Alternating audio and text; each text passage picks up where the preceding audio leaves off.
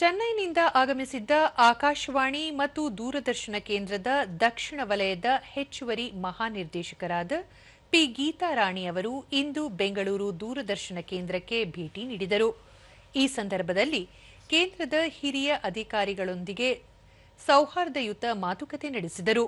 ಈ ವೇಳೆ ಬೆಂಗಳೂರು ದೂರದರ್ಶನ ಕೇಂದ್ರದ ಮುಖ್ಯಸ್ಥರು ಹಾಗೂ ಉಪಮಹಾನಿರ್ದೇಶಕರಾದ ಎ ಹನುಮಂತ್, ಕಾರ್ಯಕ್ರಮ ಮುಖ್ಯಸ್ಥರಾದ ಎಚ್ಎನ್ ಆರತಿ, ದೂರದರ್ಶನ ಕೇಂದ್ರದ ಭದ್ರತಾ ಅಧಿಕಾರಿ ಚಿನ್ನಸ್ವಾಮಿ ಹಾಗೂ ಆಡಳಿತಾಧಿಕಾರಿ ಅಶ್ವಿನಿ ಸೇರಿದಂತೆ